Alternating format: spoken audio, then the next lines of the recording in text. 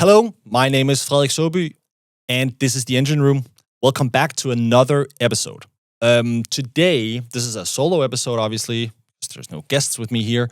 But today we'll be talking about, and I'll be shedding some light on our own marketing strategy here in Sparkforce and what we've done to hit 20 million in revenue here in year 3 of our existence. So today we will be going through that. On the top level, what we'll be going through is, so there's a couple of things that we're doing. I'll be explaining to you how our content flywheel works, how we manage to, create and produce content and then make sure that it lives, because we do have quite a high content output and we need that because we basically sell our knowledge, right? So I'll be talking to you about how the content flywheel is set up. I'll be talking to you about how our organic LinkedIn strategy is, our paid LinkedIn strategy, or like paid media strategy, if you will, that is heavily focused on LinkedIn. Then I'll be talking about some of the bad bets that we've made that didn't pan out the way we expected it to. And then I'll talk a little bit about the upcoming bets that we'll be doing, that we'll be doubling down on, and that we have, tried a little bit on, but we want to double down on, and new things that we maybe want to bet on. All right, so that's the introduction, and I'll give this as like the CMO of Sparkforce, right? So I'm responsible for the strategy and the execution of it. So if you want to know how we did that, you're in for a treat. All right, so the first thing that the way I see it and what we've done with our own marketing is that content has to be the foundation, because we're an agency and our product is our people. We do have a model that works, and we do have like a special way of operating the channels and creating the content and doing all these things. But when it comes down to it, the value we deliver and the results that we deliver, it comes down to our people. And in order to communicate that value and to be able to really show that we have the best people in the market and that we are B2B experts and all that, we had to put people in front and center, and that's why we're creating a lot of content. This being one of the pillars. We do have some other stuff going on as well. There's some newsletter. There's some LinkedIn newsletter content, blog, some of that stuff. But this is really the foundation. So the podcast, we have 2 podcasts going. This, the Engine Room, which is a very Sparkforce focused podcast, and then we have the Marketing Corner, which is Casper and Jennifer. So we have that, and this is kind of the foundation and the pillar foundation of everything that we do. We record this every other week, but I'll get into that. But we have set up a content flywheel, and as I said, this video podcast is kind of the foundational piece of that, because when we'll decide on the topics here, and then that's going to tie into all the rest of the content that we're doing. So we have a few channels that goes into. So we have a LinkedIn newsletter. We have an actual newsletter, which is something we send out, like an email newsletter. Then we have our social media channels where we have LinkedIn, we have Instagram now that we're betting a little bit on, and actually also TikTok. We're trying that out. I'll make sure to dump the links to those channels in the show notes here, so you can go give us a follow. Then we have our written word, which I already touched upon, like blogs, LinkedIn newsletter, and then we have our thought leadership. So what we do really here is we record these podcast episodes, and then this is a topic, and now today we're talking about the strategy behind the 20 million in revenue, and this is going to be turned into, so this is going to go out as a podcast, this is going to go out as a YouTube video, and then based on the information in this, we'll be able to create social media snippets that's going to be tailored to LinkedIn with the right formats over there, with the right topics over there. It's going to be tailored to Instagram Reels and TikTok with the right content and topics, and to kind of really do well over there. Aside from the snippets that we're creating here, what we'll also be creating is we'll take the same topic here, and we'll basically have a transcription, and we'll be able to put this into words and republish this episode as a LinkedIn newsletter, as a newsletter, email newsletter, and as a blog post, if you will. And then all these things are really tied into the thought leadership that we'll be able to do. So what we're trying to achieve with doing it like this is we'll have to just create the content once, and we'll be able to repurpose it, across many channels. And that's going to give us, obviously a high amount of impressions, a high audience penetration, which is really the the focal point of doing having like this content strategy is we need to be able to know, or well, the target is we want to be known by a lot of people, and we want them to know what we stand for. And this kind of pillar piece, which this is, supports all of that. So we're aiming for around 20 minutes, 20, 30 minutes, depending on the guest and the topic. And then it's getting re-edited and repurposed in many different things. And, these, if something performs well, if we see whatever this breakdown perform well, then it's also something that's going to go into the media budget, and that's something we'll be spending money on, something we'll repurpose on other channels, have people post about it on organic LinkedIn. So that's kind of the framework. If we go a little bit into how we approach this podcast, we're dividing it into 3. So we have 3 types of content that we want to publish here. We have solo episodes, which is this one, where I share some of the knowledge that I have and some of the learnings that I have, some of the stuff that I'm thinking about, I'm learning as we go. So I'm sharing that, and also a lot of it is now we have this episode that's about how we do it, but previously, I've also done episodes where we talk about an account stage model. That's something that we implemented for some of our customers, and messaging houses and messaging strategy and all that. That's also stuff that we're implementing for our customers. So that's a little bit of a broader, whatever makes sense here, and like what topics we want to hit on. That's the solo episodes. Then we have something we call recipe episodes, and this is with internal people. So that means we'll try and bring on some of the specialists, some of the great people we have here, and they'll be sharing how they do stuff for clients. So in the coming weeks, we have content coming up, we have creative coming up, and we have an overlap episode. So we'll be talking very much about how content and creative overlap and how they work together here. So, and the point of that is to share some inspiration with you, and also some very actionable ways of working with content and creative in this example. The reason we do that is because, as I started saying out, our product is our people, and we have to show that our people are great here. And the podcast is also called the Engine Room, so we want to make sure that we go as deep and as tactical as possible, so you'll actually have something to take away from it. And then we have the final part, the final episode type. That's a guest episode where we bring in people who have done the thing and done the work, tried the things, and have failed at a lot of different things, and they come in and share their point of view. That really has 2 functions. One of them is we want to learn from the best people out there. I don't know if it's out. It's probably out once you hear this. We published with Adam Holmgren. We've had Jennifer Montague in here. We had a lot of great people come in and tell us about how they do different things and share like actionables. And then, to be completely honest, it's also a matter of borrowing audiences, because we want this audience, or we want this podcast to go broader. And if we bring in people who have an audience and who have, people that listen to them, and they'll hopefully share this podcast as well, we'll also acquire listeners. So there's a 2-part strategy there. The reason why we've decided to split it like this is because a lot of podcasts out there, they go into the problem of, being too guest-driven. And when you become too guest-driven, you lose control of the narrative. There are some podcasts that obviously, thrive under this, because maybe they don't have a narrative. Maybe they don't have an internal narrative that they're trying to push. Maybe they don't, have, an agenda. But we do. We want to, help people get better at B2B growth and B2B marketing. So we have to make sure that we are able to drive our own narrative. And that's hard for us to do if we have guests that come in, and I'll be asking the questions to the guest, because that leaves the narrative to the guests, right? So when we do it like this, we have 2/3 of the podcast going out where we're able to drive the narrative ourselves, and then 1/3 where we'll be able to, have people come in and teach us new things. So that's really the content strategy from here. Everything is, we have this awesome studio that I'm sitting in right now.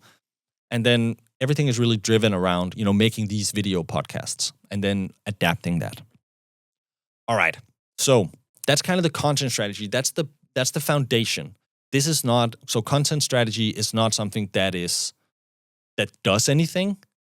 but it's content, and then we get into distribution strategies, which we'll be talking about now.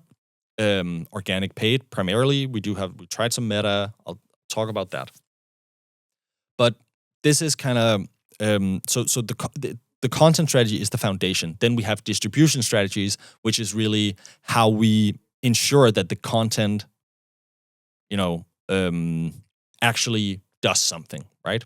It's the typical one with like if a tree falls in the woods and nobody's around to hear it, doesn't make a sound, right? It's the same thing. We can create a lot of great content, but if we don't distribute it effectively, then it doesn't matter, the content. So right now, as we're talking right now, we have two distribution strategies. So we have, well, that's not entirely right, actually. We have two workhorse channels, two proven channels that we know if we post content here, it's gonna work. And then we have two experimental channels, I'd call them right now. And then, when we get to future bets, I'll talk about some of the, the distribution channels that are coming in the future, right? Right. So we have our organic LinkedIn. And this is actually driven by everybody here in Sparkforce. We always do like a social selling course for everybody new starting here, and we always encourage people to try. And we do self-reported attribution on our website. So it's quite cool to see. The other day we had one of our people get actually called out in the self-reported attribution field. So that was quite nice. But we encourage people to post on LinkedIn. And I have this 3-step LinkedIn strategy. So if posting on LinkedIn is too, what do you want to call it, scary or something like that, then there are steps before posting on LinkedIn that you can start doing to help this. But organic LinkedIn is posting organically on LinkedIn is one of our workhorse channels that's supported by this content that we're creating. So the way we always approach it is there's 3 steps to using LinkedIn. And the first one is a connection strategy. So you have your ICP, you know who you want to sell to or who you want in your audience. You connect with as many stakeholders or as many of those people as possible. You can send something like 50 connection requests a day or a week or something like that. I would encourage you to use them all. And you shouldn't be too cool to connect with people. You should connect with the right people, because if you connect with the people, that means you'll be able to engage with the people, and you'll be able to, message with the people, and you'll be able to, the people will know you. And that's a really good idea. Once you are like good and solid on the connection strategy and you're still not ready to start posting on LinkedIn, you could consider a comment strategy. So that means you don't have to start writing posts, but you can start commenting on other people's posts. So let's say, in my case, I want to sell to CMOs and head of marketing and head of growth and chief revenue officers. So I have a lot of those in my network. And then once I see somebody, maybe in an ICP company, that is posting something that I have an opinion on, then I'll start commenting on it, because that's going to allow me to build. First of all, it's going to allow me to build relationships. It's also going to allow me to message test if there's something that I'm disagreeing with, or if there's something that I'm actually agreeing with. The way that I put the comment and the way that I kind of communicate in the comment can be a feedback loop to me. How well is this actually received by the people also engaging with this post, right? So there's a little bit of is it the right people engaging thing that you have to consider, but if you spend a couple of minutes looking at who are other people who may have liked it or also commented on it, then you could get a pretty good idea. But that's kind of, the step before starting to post. And then what happens, sometimes you post something that's really, really good and it gets a lot of likes, and now you can also see the impressions on a comment. So you'll be able to see like, okay, so this did something. I got, 2,000 impressions on this comment alone, and I got a lot of likes on it. So maybe this is actually something that resonates with the people. And then you can take that comment and turn it into a post. So it's a matter of building muscle, figuratively speaking, that, you're building up writing on LinkedIn and you're getting better at the way you communicate with written word. And a great place to start is in the comment section, because it's not as public and you're not as exposed as you do if you put a post. And then it can be learning and feedback loops for you to figure out, how do I actually communicate my message? And so build up some muscle, build up some repetition, build up some courage, right? Once you are there, you can get into start posting actually on LinkedIn. And it's going to be the same mechanism. So you post something, it might not resonate, then you're getting 50 impressions. The LinkedIn algorithm is ruthless these days. A year ago, any post could take off. Now you have to, actually do something about it. It has to be good. Also because there's a lot of AI garbage out there and a lot of comment to get my whatever. So there's a lot of garbage out there, but I'll promise you, there's still huge opportunity on LinkedIn, and there's still a good, there's if people are good and if you are good and you have something to say, then your message will resonate out there, and you're able to communicate effectively and authentically. Then there's still space for you to get a lot, of value from LinkedIn. All right. So if you go into a little bit on what works well right now, we still see, carousels and images work really well. LinkedIn keeps saying that they are a video first platform, but video gets decreased reach every time, limited reach every time. And it seems like next year or this year, LinkedIn is going to go video first. And it's almost always next year. So I don't know, but we see carousels and images work really well. Obviously, text posts work well as well, but they usually have a little bit of, they're easier to scroll past. So it's a good idea to attach a visual. The way that I'm structuring a post is I typically use a hook that I try to have pretty. What can you say? You have it pretty polarizing or pretty stark. And then you have a bridge, and that's kind of softening it a little bit and kind of leading you into the argument. So you have hook, bridge, and then you get into the argument and the value, where you kind of fold it out. And then at the bottom, after you have folded out your argument, ideally through a listicle, then you can wrap up and conclude and wrap up everything, right? Something that I'm also doing if I'm starting to see that my, value add posts, so like this thought leadership stuff and like the things that when I have an opinion on something, if I see that kind of dwindling and, not being as effective, not getting as much reach, then I do something that I call tickling the algorithm. And that is, I'll post something that's a little bit more personal. I'll post something about, we have a new hires here in Sparkforce, or some of the stuff that's really taking off for me has been, now I'm back from paternity leave. Stuff like that has really taken off. And what I see is if I do a personal post that kind of takes off, then, the posts in the coming days, they get not as much reach, but they get a lot of reach still.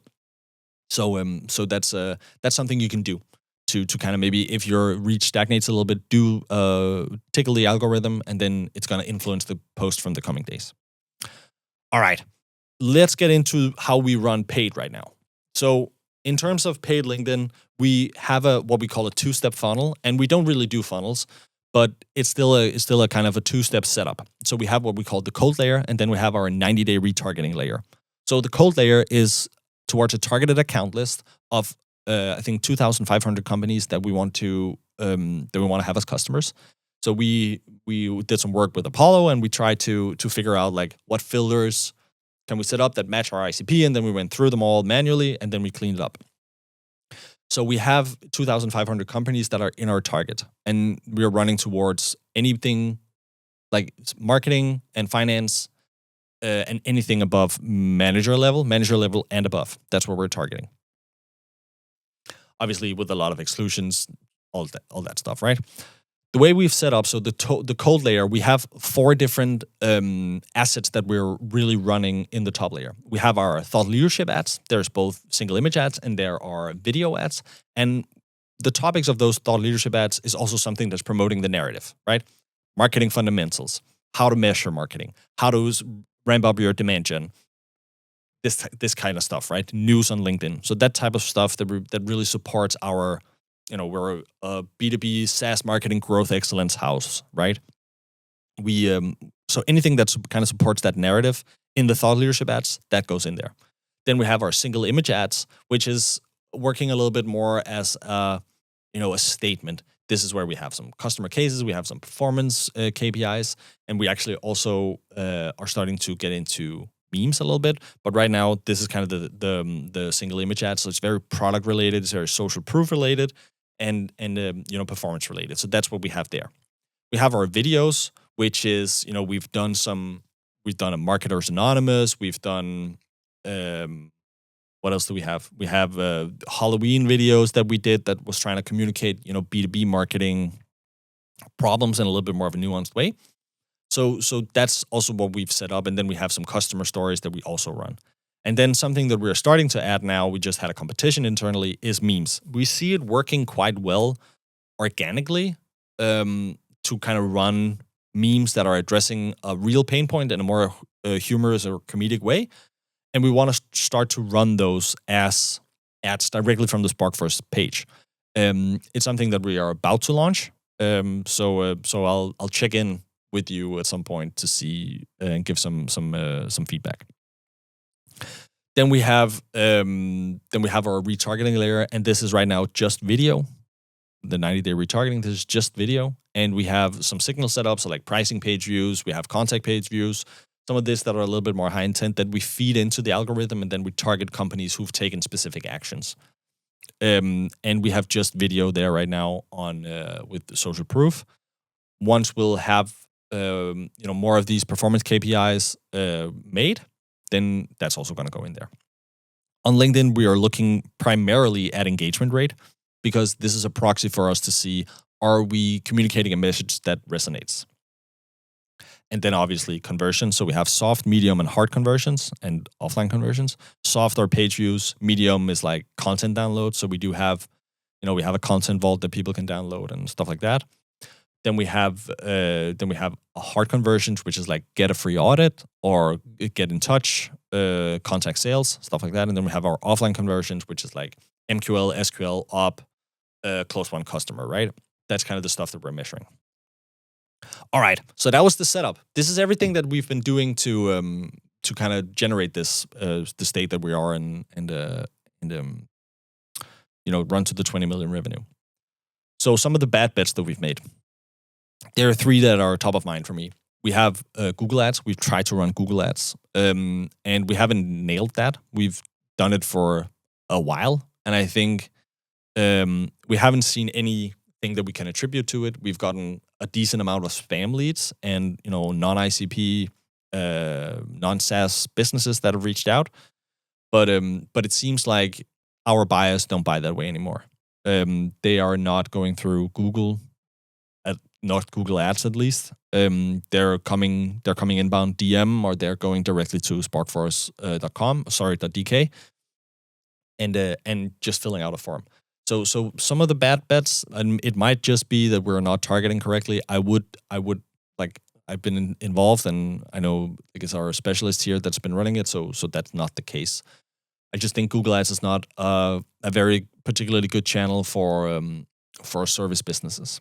At least agencies that are very like relational born and like where you sell information. It's a different thing if you have a product where you have like very strict, hard value propositions that are applicable across a larger amount of customers or a larger segment of customers. But when you are selling something that's as tailored as the things that we do, I don't see it working as it is right now. We've also run some meta retargeting, and that can definitely work. But it's just a matter of the majority of the retargeting that we were able to find with the LinkedIn pixel were our own people. So we were spamming a lot of our own people, and then once we managed to exclude all of that with personal email and then list exclusion, then our reach dropped. So we're not there yet where we can do meta, not retargeting. We might be looking at a top layer soon where we do creative targeting, but that's it. And then we did an event, where we went. There's a lot of learnings, but it didn't go where we wanted it to.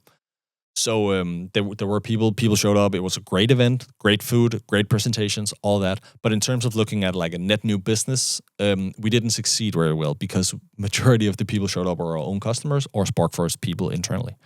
Now we are placing a new bet on. So maybe we can just go into that. We're placing some new bets.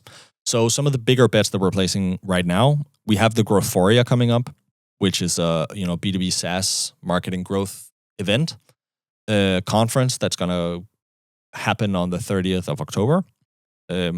Still tickets available, but not a lot. We have that bet placed. we're also betting on doing these CMO dinners. So we're inviting CMOs for exclusive dinners